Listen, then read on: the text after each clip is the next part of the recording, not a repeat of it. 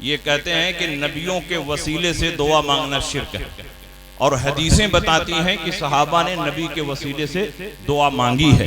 ترمذی شریف ابواب الدعوات کی حدیث ہے، اس حدیث کے راوی عثمان ابن حنیف ہیں، وہ فرماتے ہیں کہ نبی اکرم صلی اللہ علیہ وسلم کی بارگاہ میں ایک نابینا صحابی آئے، انہوں نے عرض کی یا رسول اللہ میرے لیے دعا فرما دیں کہ میری آنکھ روشن ہو جائے۔ اللہ کے نبی نے فرمایا صبر کرو ثواب ملے گا۔ صحابی رسول نے زبان حال سے کہا یا رسول اللہ جب آپ کا دامن پکڑ لیا ہے تو ثواب کی کیا کمی ہے، میں تو چاہتا ہوں کہ میری آنکھ روشن ہو جائے تاکہ آپ کے جمال جہاں آرا کا دیدار کر سکو۔ نبی نے فرمایا ٹھیک ہے جاؤ تازہ وضو کرو، مسجد کے کونے میں کھڑے ہو جاؤ، 2 رکعت نماز پڑھو، اور نماز پڑھنے کے بعد میرے وسیلے سے اس طرح دعا مانگو اللہم انی اسألک واتوجہ الیک بنبیک محمد نبی الرحمہ انی توجہت بک الی ربی فی حاجتی هذه لتقضى لی اللہم فشفع فیا۔ اے اللہ میں تجھ سے مانگتا ہوں، تیری طرف متوجہ ہوں اس نبی کے وسیلے سے جن کو نبی رحمت بنا کر تو نے دنیا میں مبعوث فرمایا ہے۔ اے میرے پروردگار نبی کی سفارش کو میرے حق میں قبول فرما لے۔ گئے تھے تو نابینا تھے، جیسے ہی نبی کے وسیلے سے دعا کرتے ہیں دونوں آنکھیں روشن ہو جاتی ہیں، دونوں آنکھیں چمکنے لگتی ہیں۔ یہ اس بات کی دلیل ہے کہ نبی کو وسیلہ بنانا شرک اور بدعت نہیں بلکہ نبی پر مضبوط ایمان رکھنے کا حصہ ہے۔ اسی لیے اعلیٰ حضرت فرماتے ہیں لا ورب العرش جس کو جو ملا ان سے ملا، بڑھتی ہے کونین میں نعمت رسول اللہ۔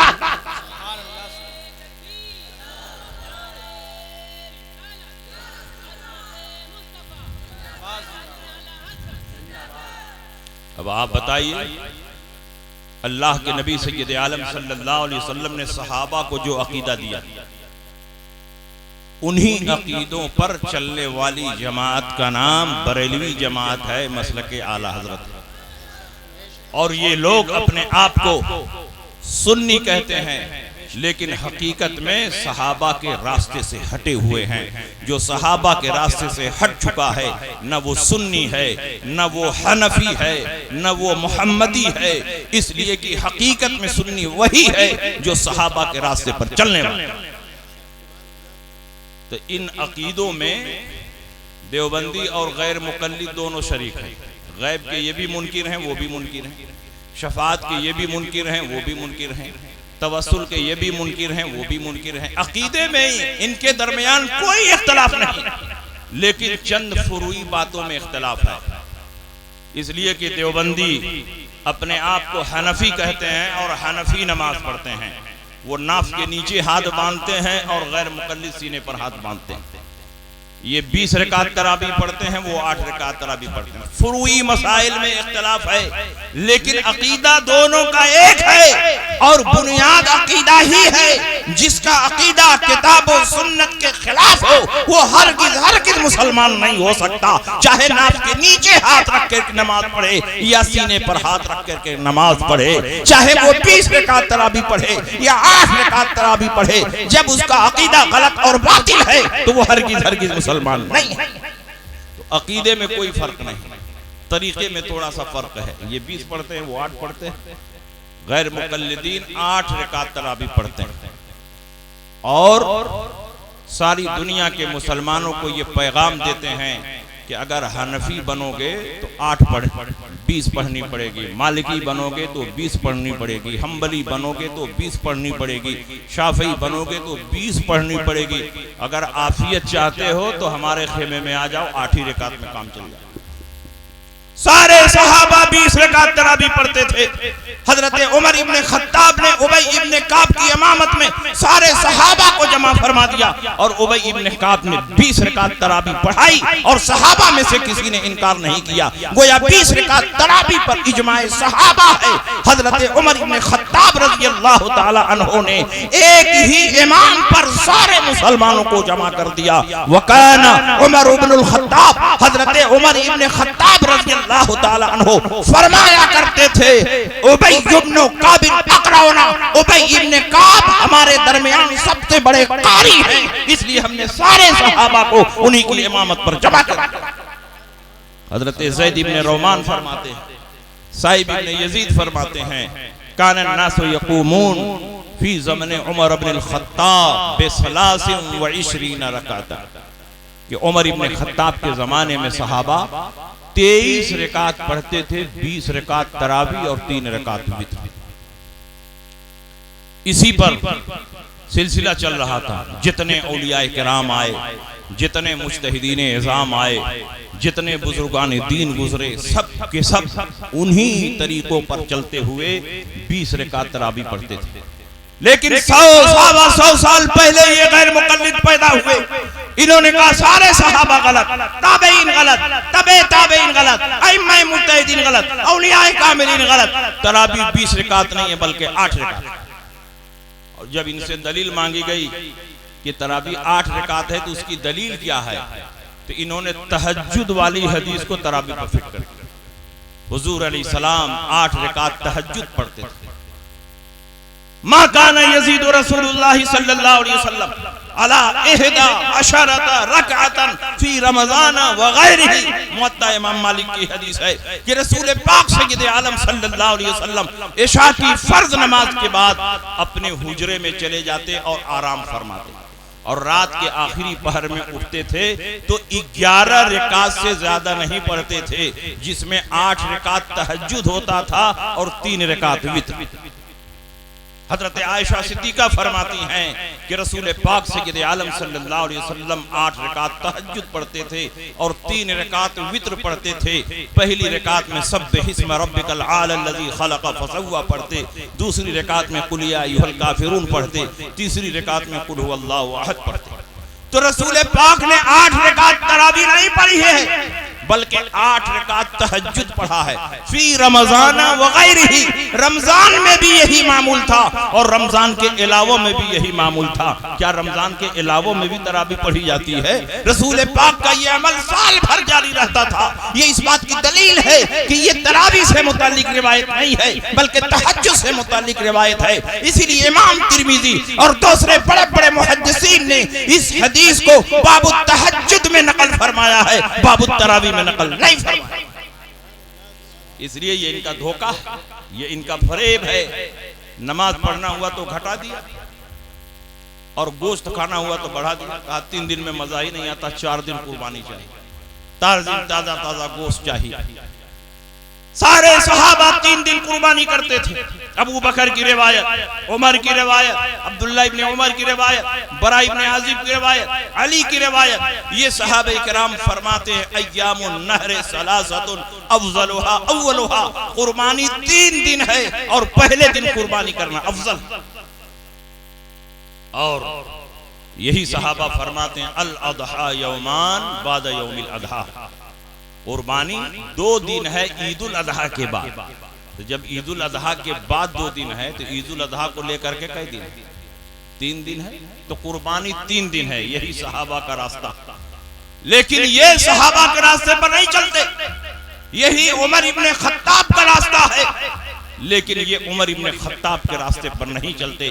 ایک مجلس میں 3 طلاق دی جائے تو تینوں پڑتی ہے، یہ عمر کا فیصلہ ہے، لیکن یہ عمر کے راستے پر نہیں چلتے۔ ایک غیر مقلد سے میں نے پوچھا کہ تم لوگ عمر کے راستے پر کیوں نہیں چلتے؟ عمر ابن خطاب نے 20 رکعت تراویح پڑھوائی اور تم 8 رکعت تراویح پڑھتے ہو۔ وہ 3 دن قربانی کرتے تھے، تم 4 دن قربانی کرتے ہو۔ ایک نشست میں 3 طلاق دی جائے تو تینوں پڑتی ہے، یہی عمر کا فیصلہ ہے، صحابہ کا اجماع ہے۔ اور تم کہتے ہو کہ نہیں 1 طلاق پڑے گی 3 طلاق نہیں پڑے گی، تو تم عمر کے راستے پر کیوں نہیں چلتے ہو؟ تو وہ کہتے ہیں کہ ہم عمر کے راستے پر نہیں چلیں گے، اس لیے کہ عمر کے راستے پر ہم چل ہی نہیں سکتے۔ میں نے کہا بالکل نہیں چل سکتے، کیونکہ اللہ کے نبی نے فرمایا یا عمر ابن الخطاب، اے عمر ابن خطاب، والذی نفسی بیدی، میں قسم ہے اس ذات کی جس کے قبضے قرت میں میری جان ہے، تو جس راستے پر چلے گا اس راستے پر شیطان کبھی نہیں چل سکتا۔ 20 رکعت تراویح یہ عمر کا راستہ ہے۔ غیر مقلدین کہتے ہیں ہم اس راستے پر نہیں چلیں گے۔ 3 دن قربانی یہ عمر کا راستہ ہے، یہ کہتے ہیں کہ ہم اس راستے پر نہیں چلیں گے۔ ایک نشست میں 3 طلاق دی جائے تینوں پڑتی ہے، یہ عمر کا راستہ ہے، یہ کہتے ہیں ہم اس راستے پر نہیں چلیں گے۔ تم چل ہی نہیں سکتے، اس لیے کہ عمر کا راستہ رحمانی ہے۔ جو رحمان کا ماننے والا ہوگا وہ رحمانی راستے پر چلے گا۔ جو شیطان کا ماننے والا ہوگا وہ شیطانی راستے پر چلے گا، عمر کے راستے پر نہیں چلے گا۔ تو یہ دھوکہ دینے والی جماعت، حدیث کے نام پر دھوکہ، قرآن کے نام پر دھوکہ۔ ان کے ایک مجتہد صدیق حسن بھوپالی ہے، انہوں نے کہا کہ ایک بکرے میں 100 آدمیوں کی قربانی جائز ہے۔ 1400 سال سے لے کر اب تک کسی عالم نے یہ فتویٰ نہیں دیا کہ ایک بکرے میں 100 آدمیوں کی قربانی جائز ہے، کیونکہ مسلمانوں کا بچہ جانتا ہے کہ بڑے جانور میں 7 کی قربانی ہوتی ہے اور چھوٹے جانور میں 1 آدمی کی قربانی۔ لیکن جب بکرا مہنگا ہوا تو انہوں نے دین بدل دیا، فتویٰ بدل دیا، کہا پہلے ایک بکرے میں 1 کی قربانی ہو رہی تھی، اب ایک بکرے میں 100 آدمیوں کی قربانی جائز ہے۔ یہ کس نے لکھا ہے؟ صدیق حسن بھوپالی نے بدور الاحلہ میں لکھا، سمجھے؟ اور کلکتہ کے شمانیازیوں نے اپنے مولویوں پر دباؤ بنایا کہ تم لوگ دین میں آسانی نہیں پیدا کرتے۔ غیر مقلدین کو دیکھو کتنی آسانی دے رہے ہیں، 20 رکعت تراویح تھی گھٹا کر کے 8 کر دیا، 3 رکعت وتر تھی گھٹا کر کے 1 رکعت کر دیا، 3 دن قربانی تھی تو لوگوں کی آسانی کے لیے کہ تازہ گوشت زیادہ دنوں تک ملے تو 4 دن کر دیا، ایک بکرے میں 100 آدمی کی قربانی جائز کر دیا۔ ارے تم لوگ بھی غور و فکر کرو، دین میں آسانی پیدا کرو، جب تک تم سہولت اور آسانی نہیں دو گے کوئی شمانیازی جماعت قبول نہیں کرے گا، تمہاری جماعت میں نہیں آئے گا۔ اگر اپنی جماعت کو بڑھانا چاہتے ہو، پھیلانا چاہتے ہو تو آسانی پیدا کرو۔ 3 دن کا سیمینار ہوا کلکتہ کی سرزمین پر، ان کے مولویوں نے غور و فکر کیا اور غور و فکر کے بعد یہ فتویٰ جاری کیا کہ اگر ایک بکرے میں 100 آدمیوں کی قربانی جائز ہے تو ایک مرغے میں 7 آدمیوں کی قربانی جائز ہے۔ اب کچھ دن کے بعد فتویٰ دے دیں گے ایک انڈے میں 7 آدمی کی قربانی جائز ہے۔ تو یہ دونوں جماعتیں حق پر نہیں ہیں، یہ دونوں جماعتیں جنتی نہیں ہیں، یہ دونوں جماعتیں جہنم میں جانے والی جماعت ہیں۔ یہ میں نہیں کہتا، ان کا فتویٰ بتا رہا ہے، اس لیے کہ رسول پاک سید عالم صلی اللہ علیہ وسلم نے ارشاد فرمایا سمنوا ضحایاکم فانھا علی الصراط مطایاکم، موٹے اور فربا جانوروں کی قربانی کرو کیونکہ اسی قربانی کے جانور پر بیٹھ کر پل صراط پار کرنا ہے۔ جس جانور کی قربانی کرتے ہو موٹا ہونا چاہیے، فربا ہونا چاہیے تاکہ تم اس پر بیٹھ کر پل صراط پار کر سکو۔ اور بخاری کی دوسری حدیث بتاتی ہے پل صراط کے نیچے ہی جہنم ہے۔ اب دونوں حدیثوں کو جوڑ دو، جس جانور کی قربانی کرتے ہو اسی پر بیٹھ کر پل صراط پار کرنا ہے اور پل صراط کے نیچے ہی جہنم ہے۔ تو جب ایک بکرے پر 100 غیر مقلد سوار ہوں گے اور ایک مرغے پر 7 شمانیازی سوار ہوں گے تو بکرا بھی وہیں الٹ جائے گا، مرغا بھی وہیں الٹ جائے گا۔ تو پل صراط کے نیچے کیا ہے آپ بتائیے، جنت ہے کہ جہنم ہے؟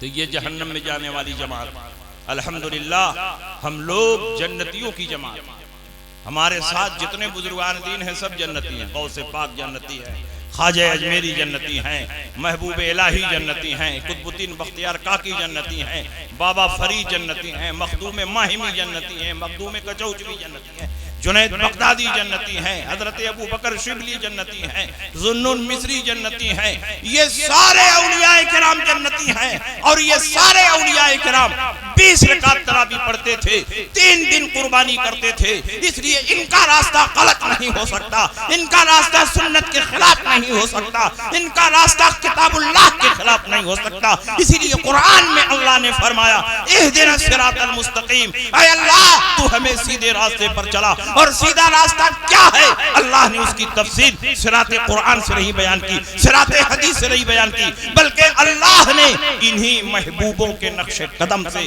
صراط مستقیم کی تفسیر بیان کی۔ صراط الذین انعمت علیہم، جن پر تو نے انعام کیا ہے ان کا راستہ یہ سیدھا راستہ ہے۔ اور کن پر انعام کیا ہے؟ فاولئک مع الذین انعم اللہ علیہم من النبیین والصدیقین والشہداء والصالحین۔ صدیقین کا راستہ صراط مستقیم ہے، شہداء کا راستہ صراط مستقیم ہے، اولیاء کاملین کا راستہ صراط مستقیم ہے۔ تو الحمدللہ ہم ولیوں کے راستے پر ہیں، شہداء کے راستے پر ہیں، صالحین کے راستے پر ہیں، اور اس راستے پر چلنے والا بدعتی نہیں ہو سکتا، گمراہ نہیں ہو سکتا، بلکہ وہی اوریجنل اہل سنت۔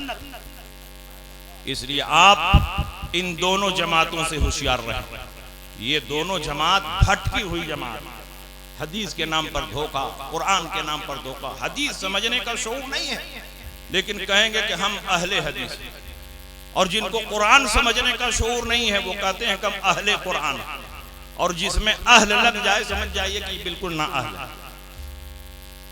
ایک ان کے بہت بڑے شیخ الحدیث تھے، صبح کو واکنگ کے لیے نکلتے تھے فجر میں، شوگر کا مرض تھا تو واپسی میں ان کو پیشاب لگ جاتا تھا، تو پچھم کی طرف منہ کر کے وہ پیشاب کرتے تھے، کبھی پورب کی طرف منہ کر کے پیشاب کرتے تھے، پچھم کی طرف منہ کریں گے تو قبلہ کی طرف منہ ہوگا، اور پورب کی طرف منہ کریں گے تو قبلہ کی طرف پیٹھ ہوگی۔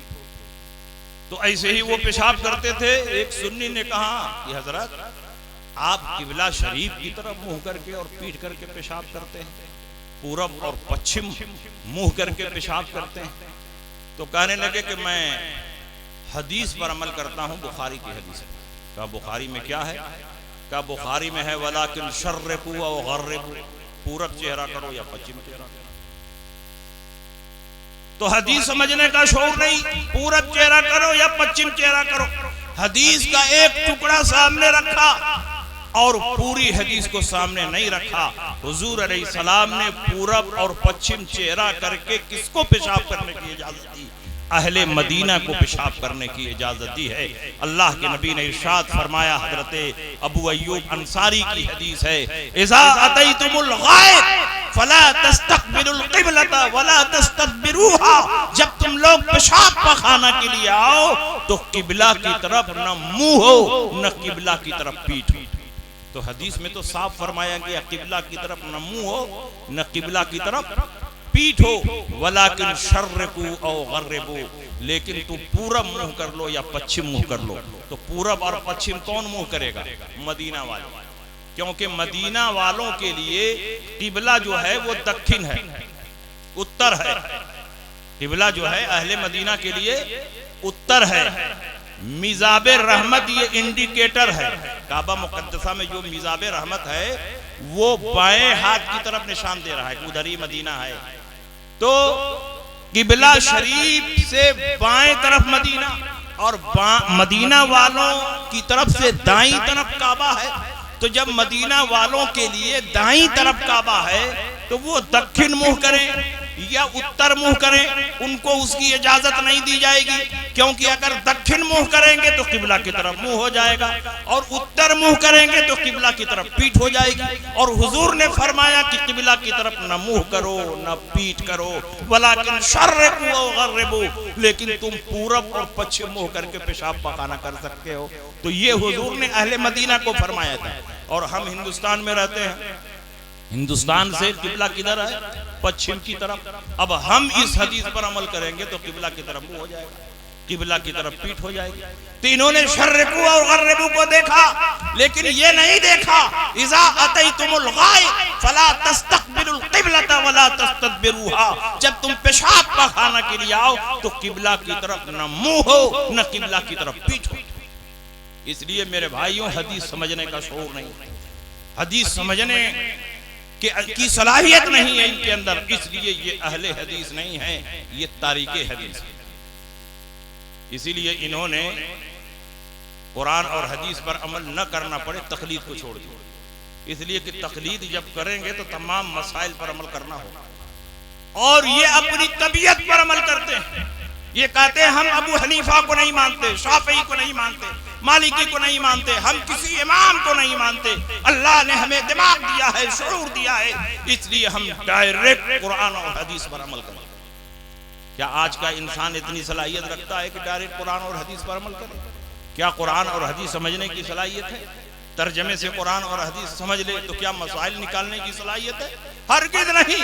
1,24,000 کم و بیش صحابہ تھے، لیکن صرف 21 صحابہ ایسے تھے جو قرآن و حدیث سے ڈائریکٹ مسئلہ نکالتے تھے، باقی سارے صحابہ انہی سے پوچھ کر عمل کرتے تھے۔ کیا صحابہ کے پاس حدیثیں نہیں تھی؟ کیا صحابہ قرآن نہیں سمجھتے تھے؟ قرآن ان کی مادری زبان میں اتر رہا تھا۔ صحابہ کے سینوں میں علم حدیث کا ذخیرہ تھا، دن رات مشکات نبوت سے حدیثیں سنتے تھے، لیکن حدیث جاننا اور ہے اور حدیث سے مسئلہ نکالنا اور۔ ہر آدمی قرآن و حدیث سے مسئلہ نہیں نکال سکتا۔ اسی لیے تیسری صدی ہجری کے بعد اس بات پر اجماع ہو گیا کہ اہل سنت 4 مسلک میں منحصر ہیں، چاہے حنفی ہو، چاہے شافعی ہو، چاہے مالکی ہو، چاہے حنبلی ہو، جو ان 4 سے باہر ہوگا وہ حقیقت میں اہل سنت سے خارج۔ اس لیے آپ حنفی بنو، شافعی بنو، مالکی بنو، حنبلی بنو، اور جس کا دامن پکڑو سارے مسائل میں اس پر عمل کرو، لیکن یہ آزاد طبیعت کے مالک ہیں۔ یہ کہتے ہیں کہ ہم حنفی، شافعی، مالکی، حنبلی نہیں بنیں گے، ڈائریکٹ قرآن اور حدیث سے مسئلہ نکالیں گے۔ تو جب مسئلہ نکالنے لگے تو ایسا مسئلہ نکالا کہ پورے مسئلے کو مسالہ ہی بنایا۔ ایک مسئلہ نکالا سور کا گوشت حرام ہے مگر چربی حرام نہیں ہے، ان سے دلیل طلب کی گئی تو کہا قرآن میں اللہ فرماتا ہے حرمت علیکم المیتۃ والدم ولحم الخنزیر، اللہ نے تمہارے اوپر مردار حرام کیا، تمہارے اوپر خون حرام کیا، تمہارے اوپر سور کا گوشت حرام کیا۔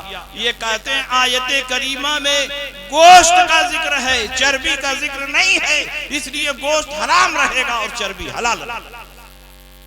جو بزرگوں کے تبرکات سے بھاگتا ہے وہ سور کی چربی تک پہنچتا ہے۔ اس لیے میرے بھائیوں، ان جماعتوں سے دور رہو، الگ رہو، کیونکہ یہ گمراہ کرنے والی جماعت